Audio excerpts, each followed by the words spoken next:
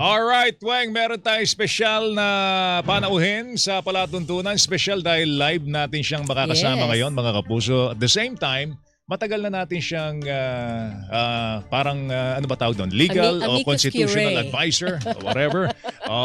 Makakausap natin, makakasama natin sa palatuntunan, mga kapuso, walang iba kundi si Attorney Domingo Egon Cayosa. Siya po isang constitutional expert at dati po siyang Pangulo ng Integrated Bar of the Philippines. Attorney, salamat sa pagpunta mo sa amin. Yes.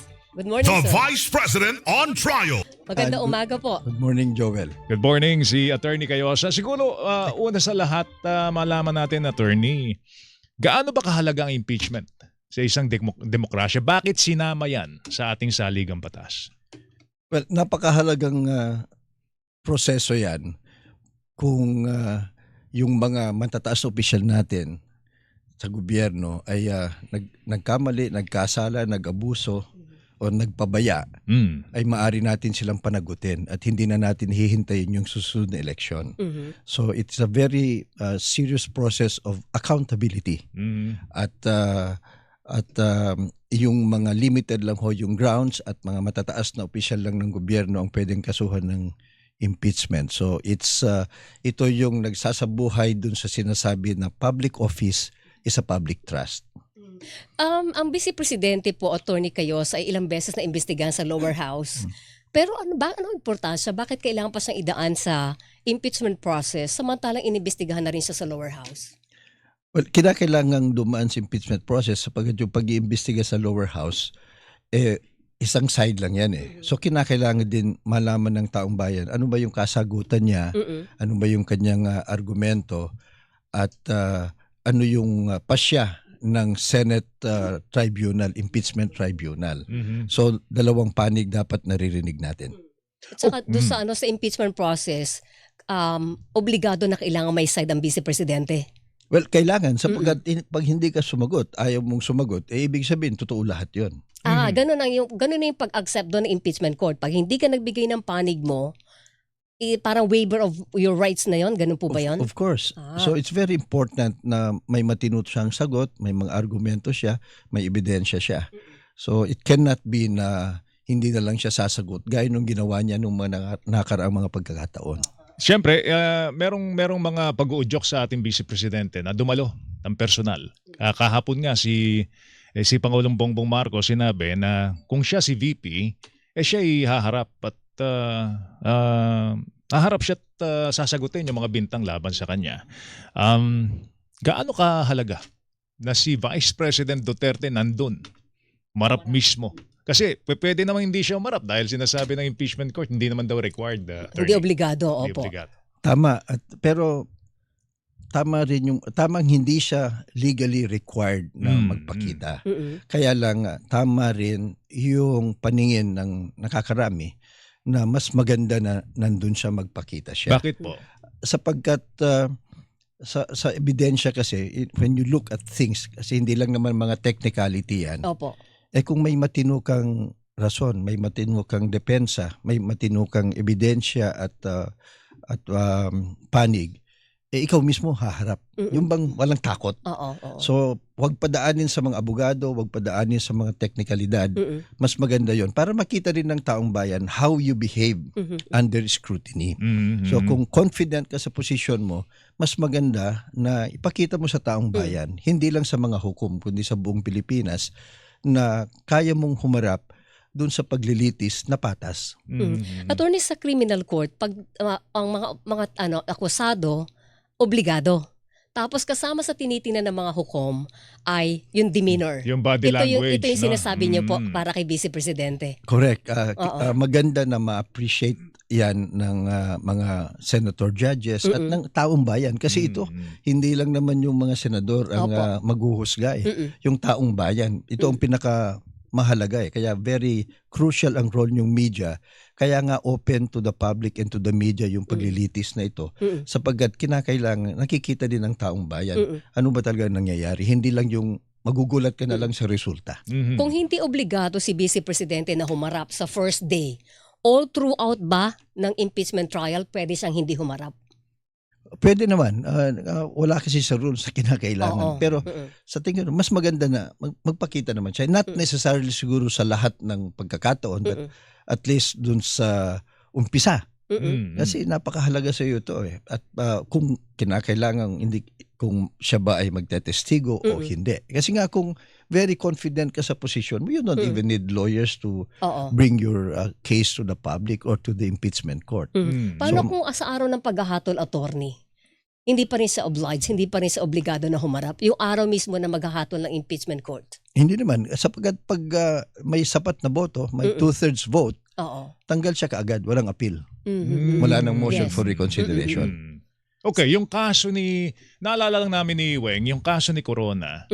Corona was convicted. Yung dating Chief Justice, mga kapuso, convicted po siya. Pero pagdating sa korte, Acquitted. Kaya maraming nagtatanong tuloy, bakit pa may impeachment pa? Bakit hindi na lang natin lahat idaan sa korte yan, Attorney Cayosa?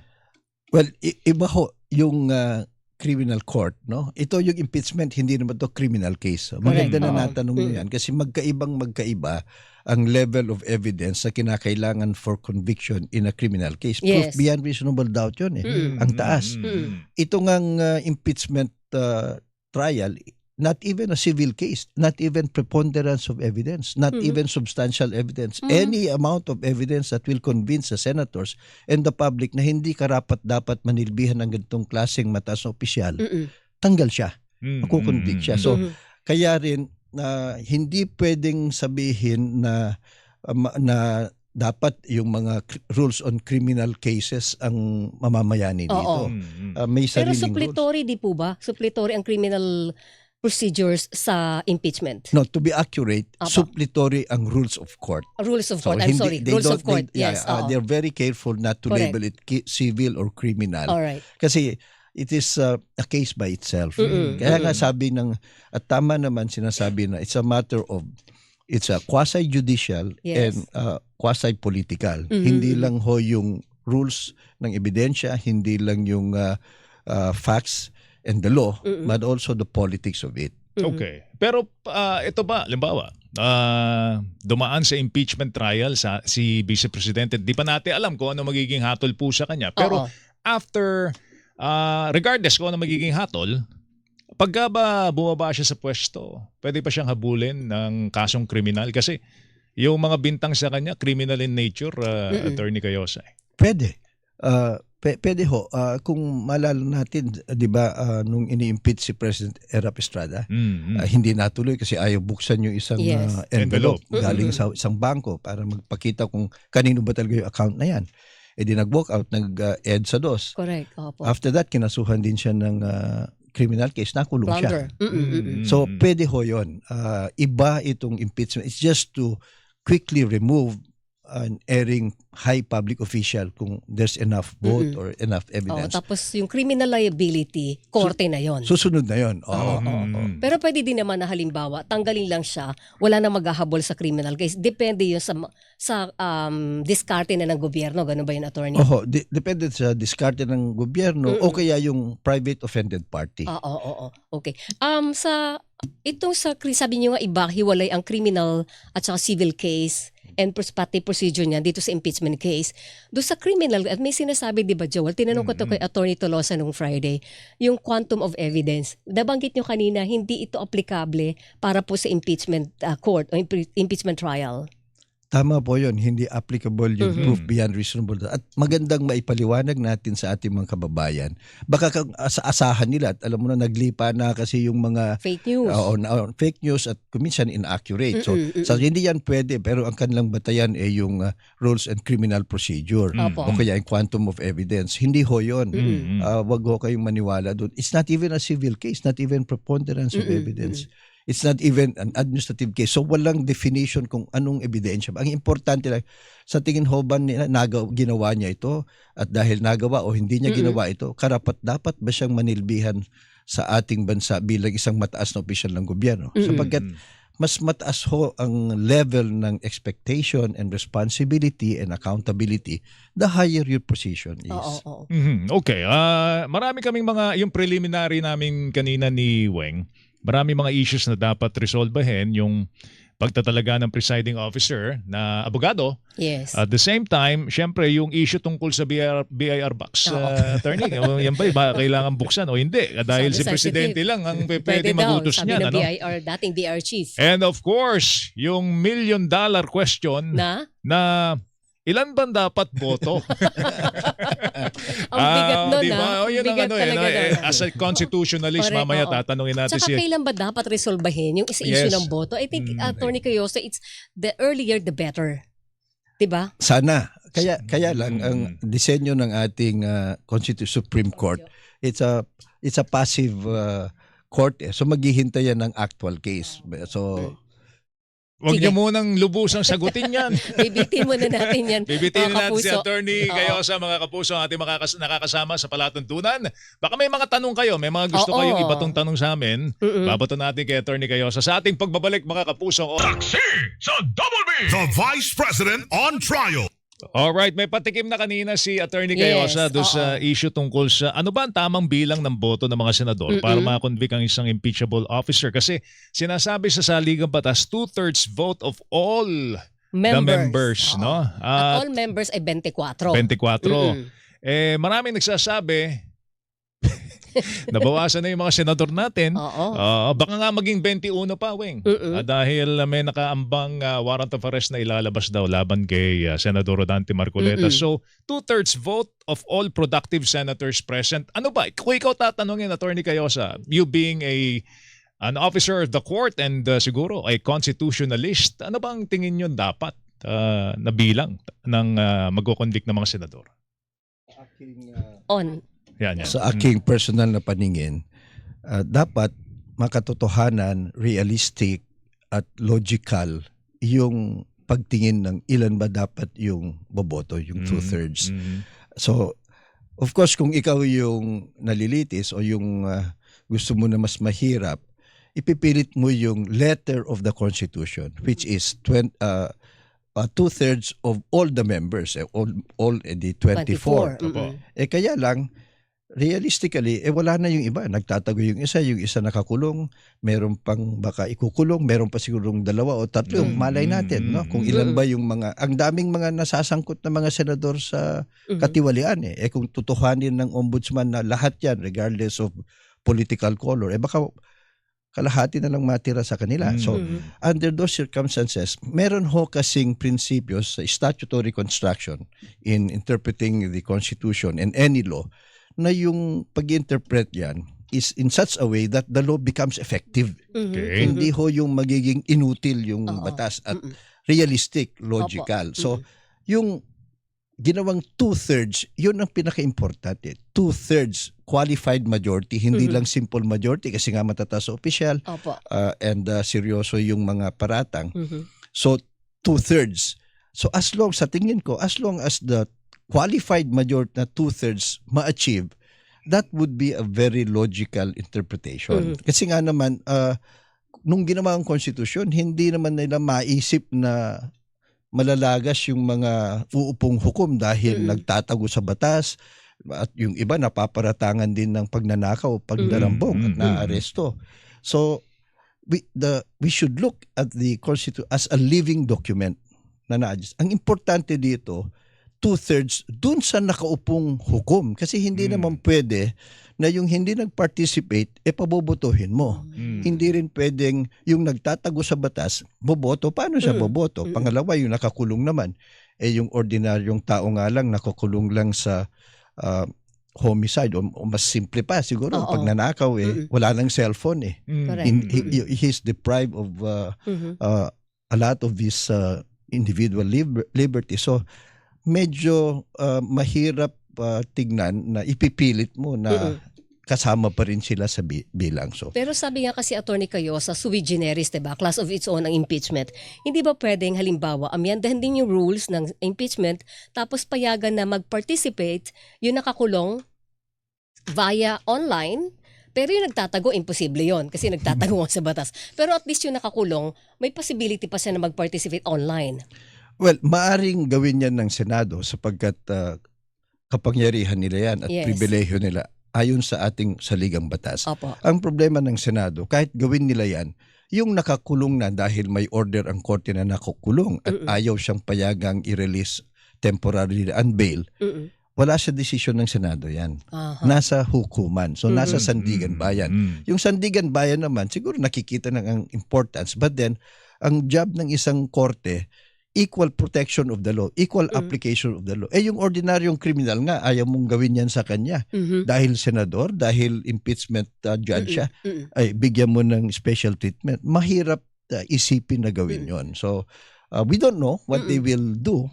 Marami tayong surprises at mga hindi inaasahang desisyon ng mga authorities natin. But medyo malabo na kung titignan lang natin yung batas. Ang problema lang namin ni Weng dito at marami sa ating mga kababayan, kailan ba dapat desisyonan yan? Yes. Kasi first day mamaya. Ayun na, 2:00 ng hapon magsisimula na tayo. Although malayo pa yung botohan. Yes, I know. Yung hatol. Pero, kaya lang, baka maging sagabal ito doon sa hatol mismo. Well, it should not be. Okay. Kasi nga, whether 24 yan or 20 or 18 or 15, dapat tuloy yung kaso. Yes. Ang importante, malaman natin ang katotohanan either way, no? Opo. So may sapat ba na ebidensya? Hindi, dapat nakikita nating lahat. At hindi rin kasi pwedeng ngayon pa lang takbo ka na sa Supreme Court. Sino tatakbo doon? Sino ang aggrieved party? Wala pa namang desisyon. So hihintayin muna natin na magkaroon ng issue ito prior to botohan, saka pwede umakyat na Supreme Court para may justiciable action na, ganun ba? Whoever is aggrieved by the voting at yung pagpapatupad ng boto, maaari silang dumulog sa Supreme Court. Kasi ang disenyo ng ating separation of powers, no, judiciary, hindi ito yung proactive na judiciary, passive. Kailangan meron kang kaso na iakyat sa kanila o actionable case. So, kinakailangan may agrabyado. Ngayon, hindi mo pa alam kung sino agrabyado. Pangalawa, this is a matter that is purely within the poder ng Senado. Opo. Huwag mong pangunahan yung Senado kasi maari din na unanimous na not guilty o unanimous na guilty. Hindi natin alam. Diba? Hindi rin natin alam. Baka biglang magpakabayani si Senator Bato at magpapakita. Pwede. O baka makumbinsi ni Senator Marcoleta o kaya yung si Senator Jinggoy o sino mang makakasuhan ng non-bailable offense na palayain muna sila. We don't know. So it will be premature pagdating sa Supreme Court. Pangalawa, yung Supreme Court, pag umakyat ka dyan, inaabot ng siyam-siyam So baka tapos na yung hearing, wala pang desisyon. May hatol na yung impeachment court, wala pang desisyon. Para may hugot siya Kayosa. Hindi naman ito opinion It's a fact. Alam naman ng Supreme Court na marami hong napaka-importante mga kaso na idulog sa kanila, hindi nila na-desisyonan sa tamang panahon. Natapos na yung gulo, yung mga issue, wala pa yung so alam naman nila ito. They have many reasons but it's a fact. Okay, ito lang. May mga pronouncement na si Senate President Win Gatchalian na siya'y handa. Siya'y nag-aaral. At kung ano man ang kahinatnan, siya ay kaya niya mag-preside, Weng. Totoo yan. Na bilang presiding officer ng impeachment court. Although, marami yung nagsasabi na dapat abogado ang manguna. At kung sakasakali, baka pwede magtalaga ng presiding officer na abogado. Ano ba ang pananaw niyo doon, Attorney Cayosa? Well, bilang isang abogado, hindi naman kinakailangang abogado ang magpe-preside. Kailangang matinong tao ka lang. No? Na patas ka lang. Bakit? Kasi hindi lang naman ito labanan ng technicality Pangalawa, kung kinakailangang desisyonan yan na kailangan mo ang in-depth na legal advice, pwede namang i-recess mo at mangonsulta ka. Pangalawa, kung contentious na mga motions yan at kinu-question ng magkabilang panig, bobotohan naman ng buong Senado yan. Pwede ilagay sa body. Oo. So, hindi lang at saka may mga bright naman na senador May mga responsible senators. Maaral mo naman. Kami nga mga abogado, ilang semesters lang ito, naaral na namin. Mas lalo sila. Dapat mas bright sila kasi nga matataas na posisyon at may experience na sila. So, yung tamang pag-iisip lang, yung fairness, And yung serbisyong totoo, kumbaga, yung kinakailangan lang nung magiging Senate presiding officer.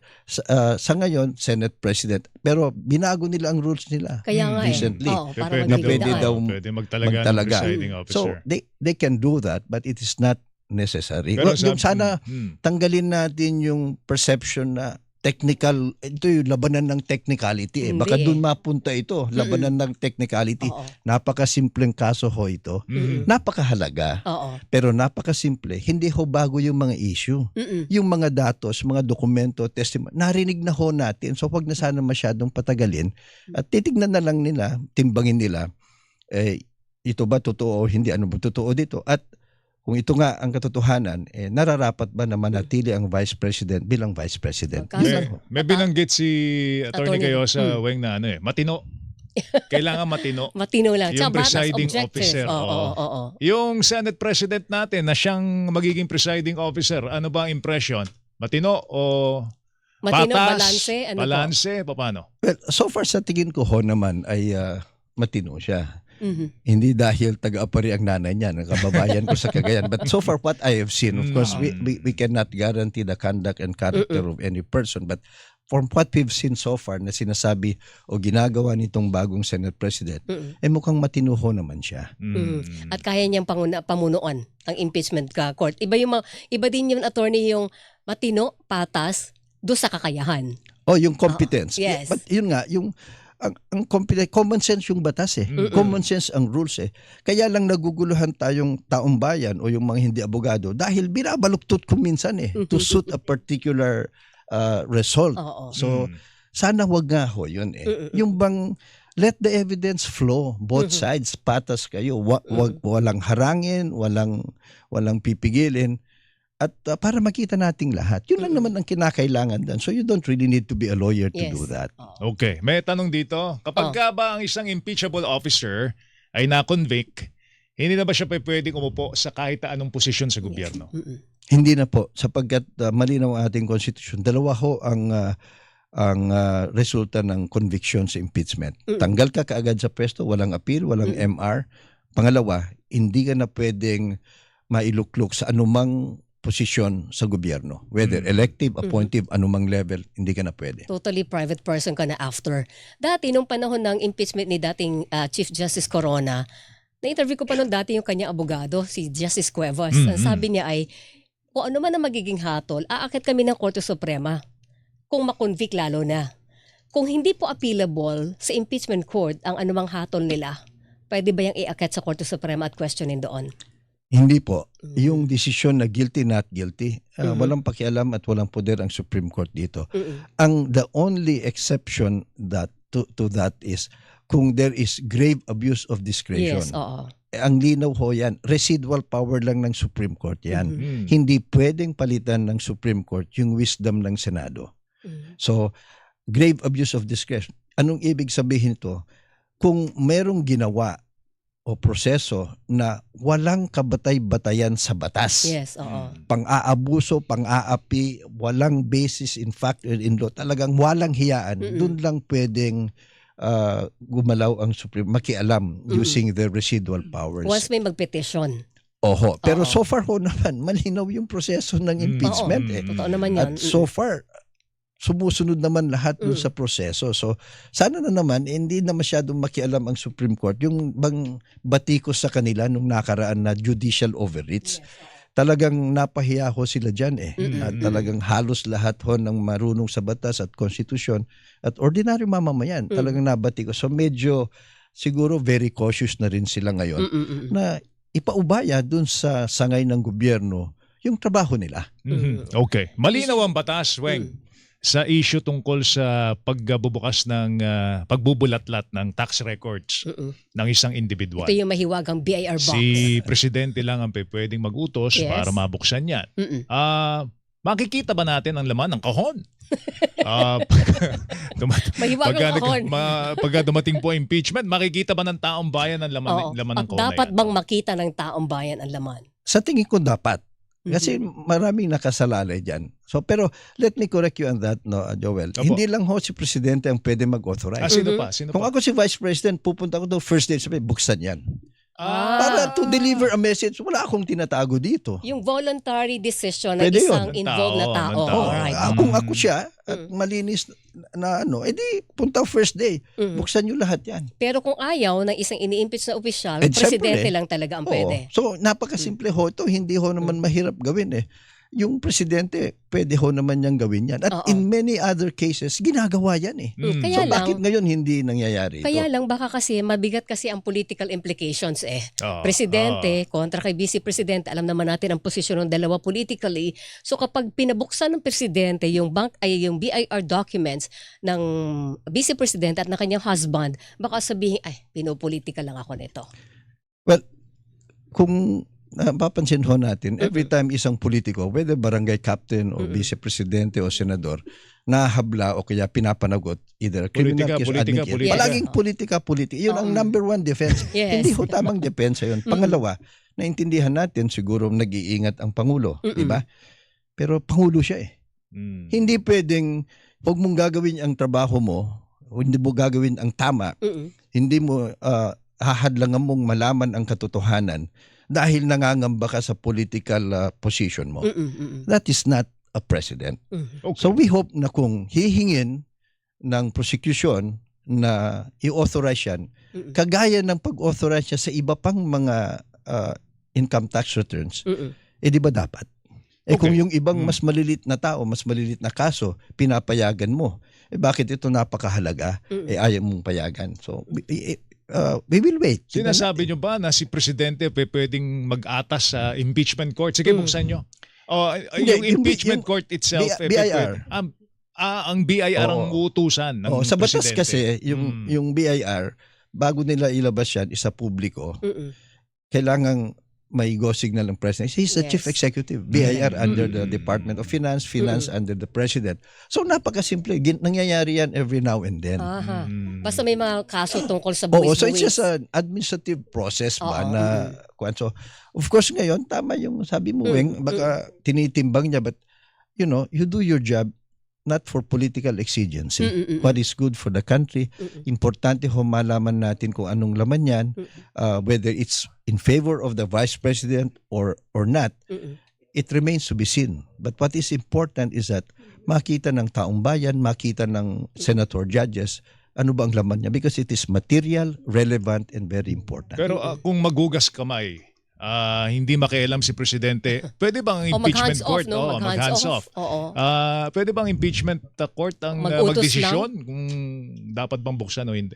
Maaari, pero so far yung sinasabi ng isa sa kanila, I don't know if but he's not the spokesperson, sabi daw niya ibalik na lang namin sa Kongreso yan. Oo. But, Kasi ang but, kanila- the impeachment court can decide. Korte yan eh. Walang makakapaghadlang sa kanila na nabuksan yan.